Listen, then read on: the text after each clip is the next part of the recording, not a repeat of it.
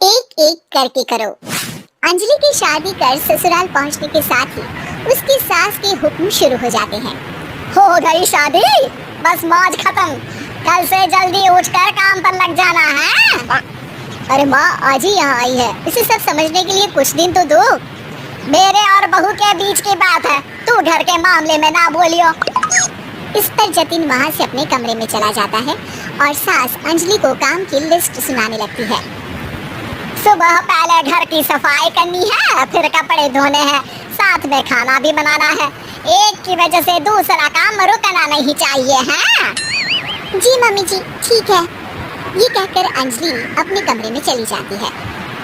Anjali, mummy हमेशा बोलती थी बहू आएगी तो उनका काम हल्का होगा, पर मुझे नहीं पता था कि वो काम हल्का करने की जगह टाल ही देंगी। कुछ नहीं होता, ये सब मैं अपने घर में भी तो करती थी, मुझे आदत है, कोई दिक्कत नहीं होगी।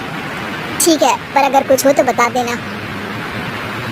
दोनों सो जाते हैं और अगली सुबह से अंजलि जल्दी उठ के सास के बताए कामों में जुट जाती है, जिसमें वो जैसे ही कपड़े धोने लगती है तो सास वहाँ आ जाती है। अरे सुनो, ये कपड़े ऐसे नहीं धुलेंगे, सबको डिवाइड कर फिर एक एक करके अलग अलग धोने हैं। क्या एक एक कपड़ा अलग करके? एक बार में सुनाई नहीं देता क्या? वही बोला है मैंने, लग जाओ काम पर हैं?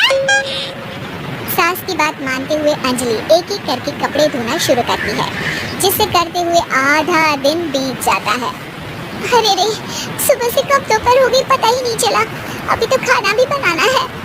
अंजलि भागते हुए रसोई में जाती है, जहाँ उसकी सास पहले से ही उसे खड़ी मिलती है।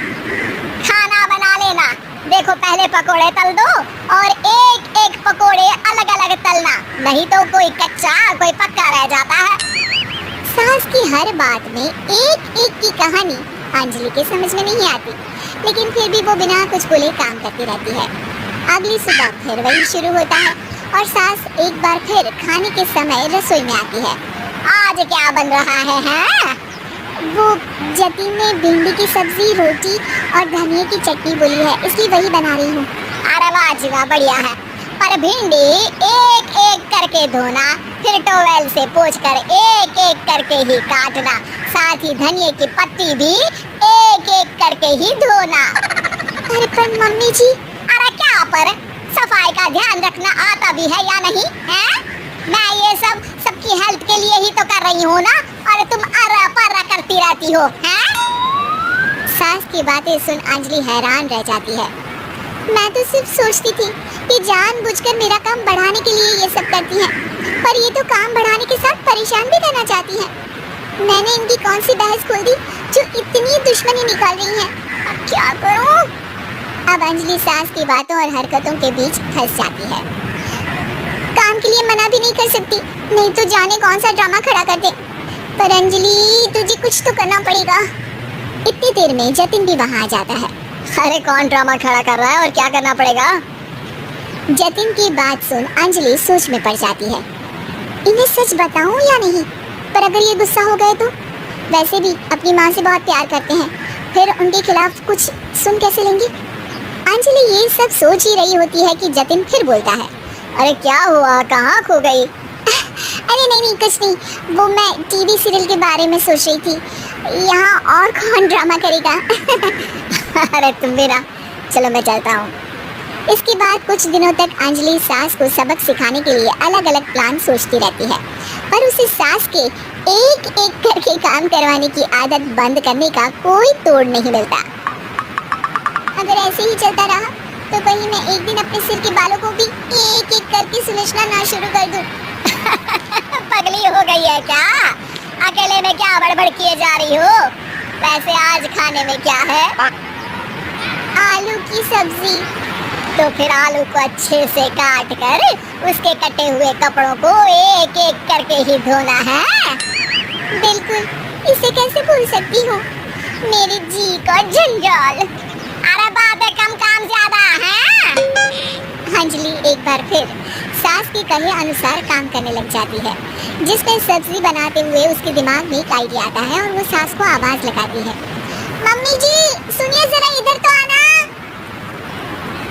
अंजलि की आवाज सुन सास रसोई में आती है। अरे क्या हुआ, क्यों गला फाड़ कर चिल्ला रही हो? कुछ नहीं, वो सुबह कपड़े धोने की जल्दी में नहाई नहीं थी और अब शाम की पूजा भी करनी है, तो आप जरा सब्जी देख लीजिए ना, तब तक मैं नहा कर आती हूँ। अंजलि सास को रसोई में छोड़कर नहाने चली जाती है। इसी तरह देखते देखते 4 घंटे बीत जाते हैं, लेकिन अंजलि बाथरूम से बाहर ही नहीं निकलती, जिसे देख सास उसे आवाज लगाती है। अरे बाथरूम में ही समाधि लगा ली क्या?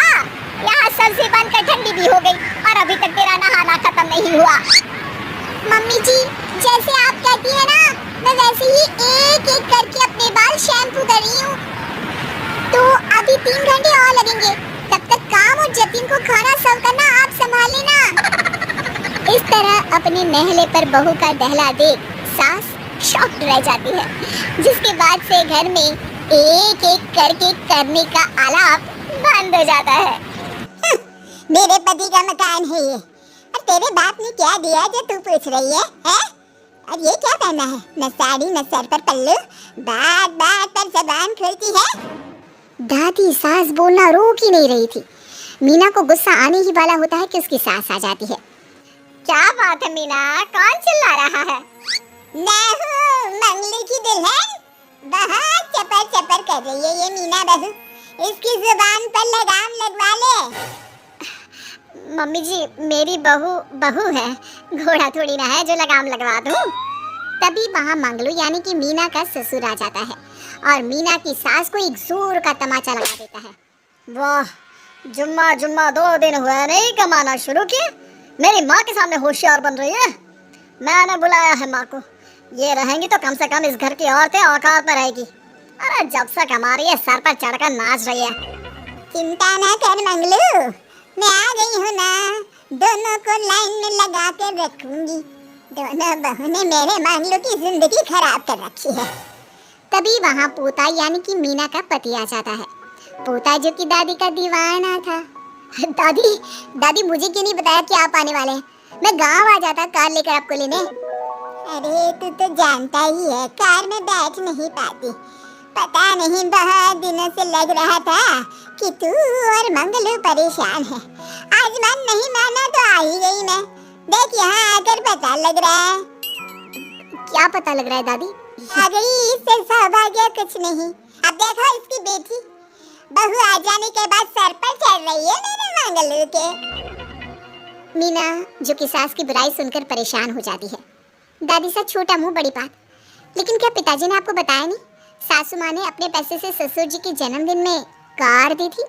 ससुर जी इतने साल से स्कूटर से जाते थे, अब कार से जाते हैं। क्यों ससुर जी, बताया नहीं आपने? क्यों रे मंगलू, कार ले ली तूने?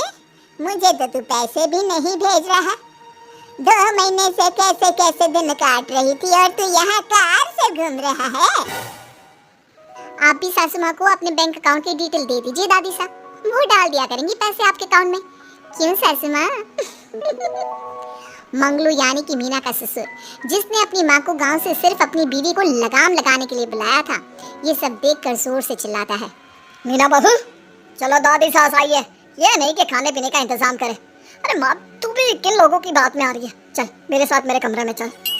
ससुर अपनी माँ को लेकर कमरे में चला जाता है और दोनों बैठकर वैसे ही पंचायत शुरू कर देते हैं जैसे कोई बहू अपनी माँ से सास की बुराई कर रही हो। देख मंगलू, गलती तो तेरी ही है जो तूने घर की जनानियों को काम के लिए बाहर निकाला। दूसरे तेरे पापा को देखा था, कभी मुझसे फालतू बोलते। अरे मरते दम तक तेरा बाप मेरी मुट्ठी में रहा है, यही सिखाया था मैंने तुझे। क्या बोलूं माँ, जब से ये मीना बहू घर आई है ना, इसने घर का सारा इतिहास भूगोल बदल कर रख दिया है। उस तितली से तो मैं बाद में निपटूंगी, पहले तेरी वाली को तो ठीक कर दूं। अरे बहू क्या आ गई, खुद को टाटा अंबानी समझने लगी है। माँ देख, जो भी हो, इस बात को याद रखना कि हमारे घर की परंपरा क्या है, औरतों का औकात में रहना जरूरी है। अरे बहू के साथ मिलकर माँ ये बात उड़ती रहती है। बेटा देख, गलती तो तेरी भी है, क्यों तूने इसे काम करने की छूट दी? मारना भी कम कर दिया है तूने इसे, वरना पहले आती थी तो बहू का कोई ना कोई हिस्सा सूझा हुआ होगा। ठीक है। दोनों माँ बेटा बातें करके सो जाते हैं। सोने के बाद अगली सुबह मंगलू की बीवी यानी कि मीना की सास, माँ जी उठिए, ये लीजिए गर्म पानी और ये दादवन। चलिए तो याद रहा तुझे, वरना मैंने तो सोचा था कि बहू के चक्कर में पागल ही हो गई होगी बिल्कुल। अरे बहू के चक्कर में पागल होने का क्या मतलब होता है माँ जी? उसने मुझे मेरे पैरों पर खड़ा होना सिखाया है। मैं तो कहती हूँ उसके जैसी मेरी बेटी होती ना तो शायद मैं बहुत पहले जीवन का मतलब समझ चुकी होती। तो दादी सास को समझ में आ जाता है कि सारा मामला मीना पर जाकर ही ठीक होगा। वो सोच लेती है कि अपनी बहू को छोड़कर पहले मीना को सही करना है, फिर अगले रोज। अरे मेरे पोते के पास तो मेरे पास बैठ